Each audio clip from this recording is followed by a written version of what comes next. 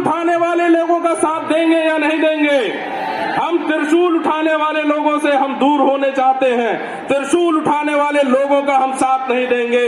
अगर बहन जी उत्तर प्रदेश के इस सहारनपुर क्षेत्र में आती हैं तो उनसे बता देना कि अब आप बाबा साहब की नहीं रही हैं, ब्राह्मणों की हो गई हैं। इस देश में ब्राह्मणवाद नहीं, अम्बेडकरवाद चलेगा। इस देश में संविधानवाद चलेगा।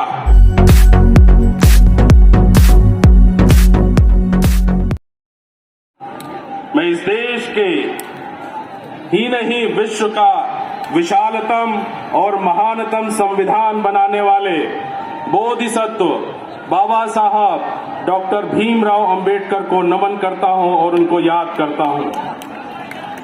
मैं इस सहारनपुर की जागरूक जनता का भी मैं इस्तकबाल करता हूं और खैर मकदम करता हूं। हमारे बीच में उलमाए किराम हैं, उनका भी मैं खैर मकदम और स्वागत करता हूं। सहारनपुर की इस जनता का जो जोश है वो देख के लगता है कि उनके रगों में, इस देश की मिट्टी में जो खुशबू है उसका खून बहता है। सहारनपुर की इस जागरूक जनता को अस्सलाम वालेकुम, जय भीम, जय मीम। किसी की कैमरे के आगे तो नहीं आना। अरे अब हम उस रास्ते पर आ चुके हैं जहां ये कहने की जरूरत नहीं है कि हम किसी की भी टीम हैं। अब हम उस रास्ते पर आ चुके हैं जहां हमारे हौसले और जोश के आगे वो सभी पार्टियां नतमस्तक होती नजर आ रही हैं जिन्होंने पिछले 75 सालों से मुसलमानों का वोट लेकर के इस देश में हुक्मरानी बनाई। हमारे बीच में हैदराबाद के एक्स मेयर आदरणीय जनाब माजिद हुसैन साहब भी हैं, मैं उनका इस्तकबाल करता हूं। मैं भी तो अभी आया, मैं कहना चाहता हूं कि पिछले 75 सालों से मुसलमानों का जिस तरह से इस्तेमाल किया गया, मुसलमानों को सिर्फ वोट के लिए रखा गया, मुसलमानों को सिर्फ इस देश का गुलाम बना करके रखा गया, वो शासन करने वाले लोगों के जो कान हैं अब फटने वाले हैं। जो शासन करने वाले जो लोग हैं उनके पैरों तले जमीन खिसकने वाली है, क्योंकि इस देश ही नहीं, इस उत्तर प्रदेश के मुसलमानों ने अपना काया चुन लिया है और वो ये कहने के लिए स्वतंत्र हो चुके हैं कि अब हम दरी बिछाने और गुलामी करने के लिए नहीं, आदरणीय जनाब बैरिस्टर असदुद्दीन ओवैसी साहब के हाथों को मजबूत करने के लिए हम तैयार हो चुके हैं। पिछले 75 सालों में क्या हुआ? इस देश में जब से संविधान लागू हुआ, संविधान लागू होने के बाद इस देश के संविधान निर्माता को इन्हीं कांग्रेसियों ने हराने का काम किया। और ये कांग्रेसी कहते थे कि बहार और चमार को मैं संविधान में जिसने बनाया है उसको इस संसद में जाने नहीं देंगे। ये वही कांग्रेसी हैं जिन्होंने इस देश के मुसलमानों को डराने का काम किया और ये कहा कि अगर आप हमें वोट नहीं देंगे तो आपको हम पाकिस्तान भेजने का काम करेंगे।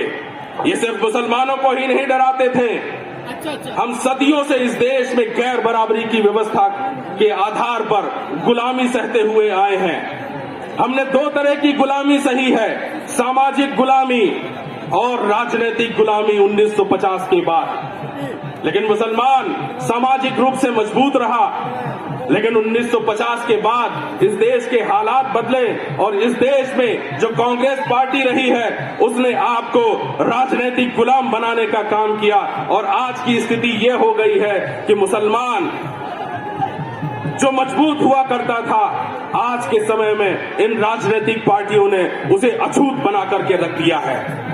इस अछूत होने के दंश को हम सदियों से सह रहे हैं, इसीलिए आपके बीच में हम आए हैं और ये पैगाम लेकर के आए हैं। पिछले 75 सालों में कोई भी राजनीतिक पार्टी ने आपके मान सम्मान और सुरक्षा के लेकर के कोई काम नहीं किया। भारतीय संविधान में बाबा साहब ने जो इस देश के हर एक नागरिक को अधिकार दिए थे, उन अधिकारों से मुसलमानों को महरूम रखा गया। इस देश में भारतीय संविधान के आधार पर जो एससी और ओबीसी को अधिकार मिलने चाहिए थे उनसे महरूम रखा गया। कांग्रेस पार्टी को आपने चुना, लेकिन कांग्रेस पार्टी ने आपको क्या दिया? कांग्रेस पार्टी ने आपको गोलियां देने का काम किया।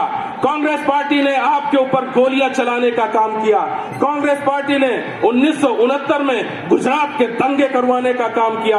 आपके इसी मुरादाबाद में आपने देखा होगा, ईदगाह की नमाज अदा करने वाले मुसलमानों के ऊपर इन्हीं कांग्रेसियों ने गोली चलवाने का काम किया।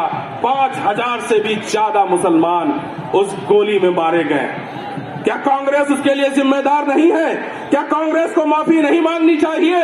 कांग्रेस ही इस देश में हिंदू और मुस्लिम के नाम पर नफरत फैलाने वाली वो जननी है जिसने आरएसएस को जन्म दिया, और वही आरएसएस आज आपके बीच में ये घोषणा करती है और इस देश के हरिद्वार में जो स्थान है उसमें खड़े होकर के ये ऐलान करती है कि इस देश के मुसलमानों को तलवारों से काटने की जरूरत है। क्या मुसलमान इतना कमजोर हो गया है? क्या मुसलमान अपनी लड़ाई नहीं लड़ सकता है? क्या उनको जवाब देने का वक्त आ गया है जो आपके ऊपर तलवार चलाने का काम करते हैं? हम तलवार चलाने की बात नहीं करते हैं, हम कलम की बात करते हैं। हम उनको कलम के आधार पर जवाब देंगे। इस देश में, इस उत्तर प्रदेश में जब हम शासन सत्ता में आएंगे तब हम उनको जवाब देने का काम करेंगे। हमने कभी तलवार उठाने की बात नहीं कही।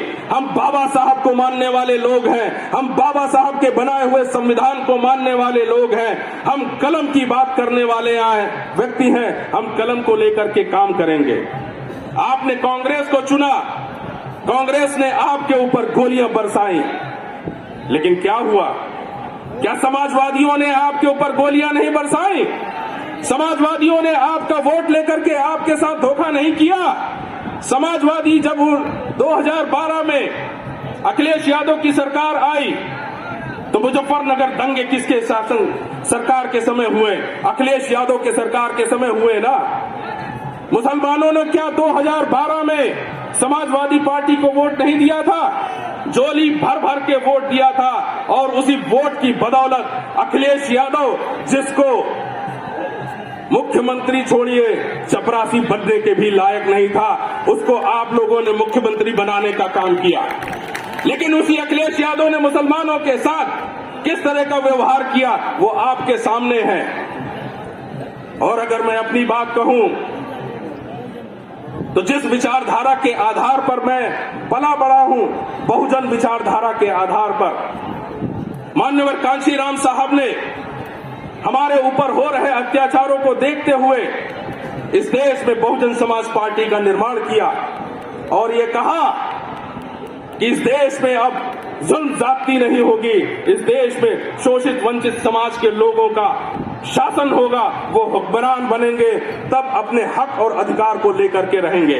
मान्यवर कांशीराम साहब ने समता मूलक समाज की स्थापना के लिए, इस देश में गैर बराबरी की व्यवस्था को दूर करने के लिए बहुजन समाज पार्टी का निर्माण किया, और बहुजन समाज पार्टी को, मान्यवर कांशीराम साहब को मुसलमानों ने कंधे से कंधा मिलाकर के साथ दिया, जिसकी बदौलत बहुजन समाज पार्टी इस उत्तर प्रदेश में 4 बार सरकार बनाने का काम किया। लेकिन आज वो बहुजन समाज पार्टी बदल गई है। मान्यवर कांशीराम साहब के जाने के बाद बहुजन समाज पार्टी अब वो बहुजन समाज पार्टी नहीं रही है जो संविधान की बात करती है। बहन जी अब कलम को छोड़ करके त्रिशूल को पकड़ने का काम किया है। बहन जी के सामने जय श्री राम लगाने के नारे लगाए गए, बहन जी के सामने परशुराम के नारे लगाए गए, बहन जी के सामने हर हर महादेव के नारे लगाए गए। क्या सहारनपुर के वासी बहन जी को इस काम के लिए माफ करेंगे? क्या हम त्रिशूल उठाने वाले लोगों का साथ देंगे? हम कलम उठाने वाले लोगों का साथ देंगे या नहीं देंगे? हम त्रिशूल उठाने वाले लोगों से हम दूर होने चाहते हैं, त्रिशूल उठाने वाले लोगों का हम साथ नहीं देंगे।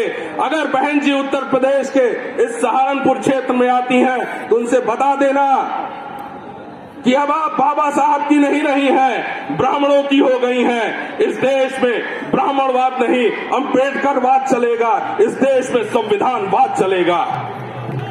मैं आपको ये कहने आया हूं, आपकी आवाज आपके बीच में आ चुकी है। आपके दर्द को महसूस कर चुकी है, आपके ऊपर हो रहे जुल्म जातियों को महसूस कर चुकी है। वो आवाज आपके लिए जो संघर्ष कर रही है, उसका नाम आदरणीय बैरिस्टर असदुद्दीन ओवैसी साहब है। हमारे